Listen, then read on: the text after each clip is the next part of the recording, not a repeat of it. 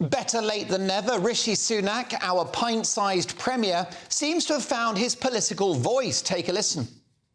If we do not tackle this problem, the numbers will only grow. It will overwhelm our countries and our capacity to help those who actually need our help the most. The cost of accommodating these people will anger our citizens, who won't understand why their money should have to be spent on dealing with the consequences of this evil trade.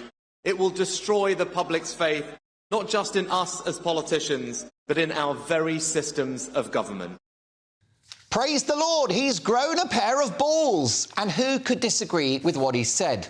This is honest, this is common sense, and this is true. And it makes a refreshing change to hear it from a mainstream politician. Now, as always, next year's election will be about the economy, the NHS, schools and crime. But I think there's every chance that whilst getting Brexit done was the prevailing imposter in 2019, next year will likely be Britain's first ever immigration election. Now, I've spoken to commentators on the left, good friends of mine, who have said they think this is desperate stuff from Rishi, that it's dog whistle politics, that it's a distraction from the real issues facing the country. Well, I beg to differ. First of all, I think that the illegal crossings are a humanitarian, economic and national security disaster.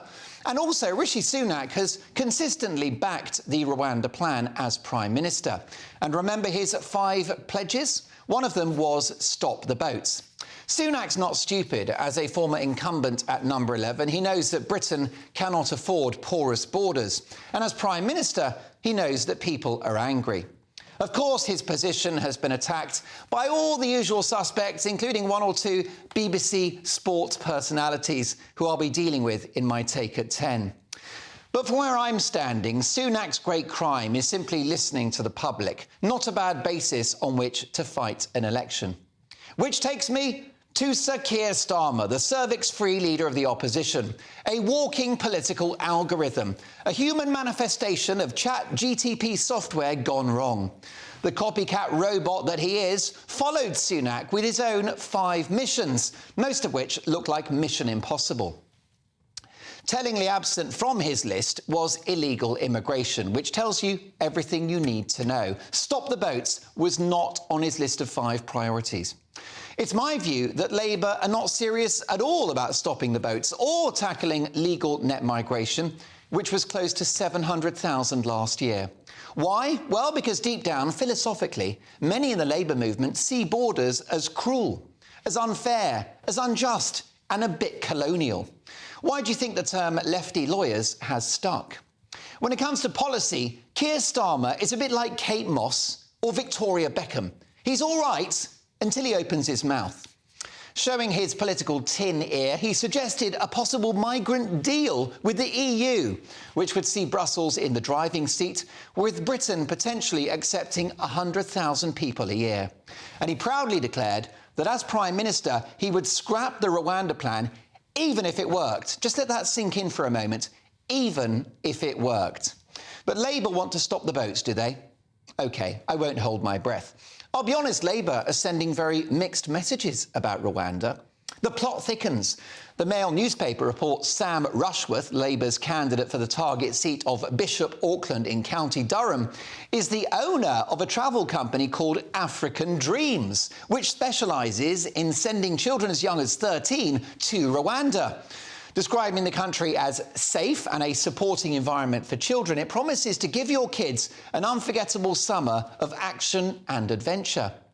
But I'm so confused because he also said that sending illegal migrants to Rwanda is against core British values. Send your teenagers there, but not people who have entered the country illegally. Make it make sense. When it comes to the policing of our borders, the integrity of our national political geography, there is now a clear blue line between Starmer and Sunak.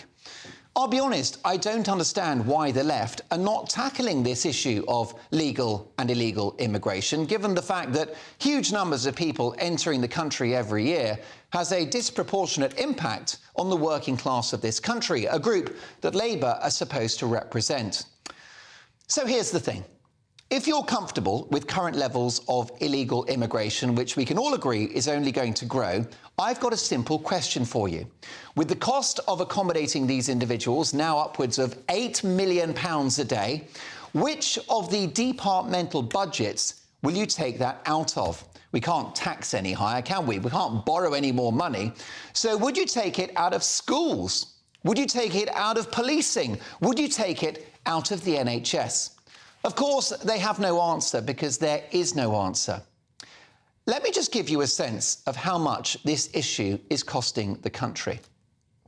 The Apprentice star and brilliant entrepreneur Lord Sugar recently tweeted out a photo of the massive cheque that he had to write to HMRC to cover his tax bill for this year.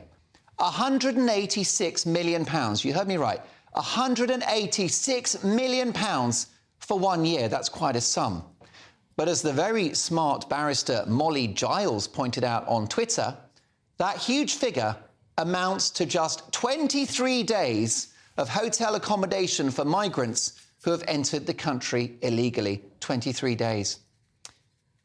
And you're telling me this isn't a problem? Post-Brexit, immigration is now the defining political issue of our time.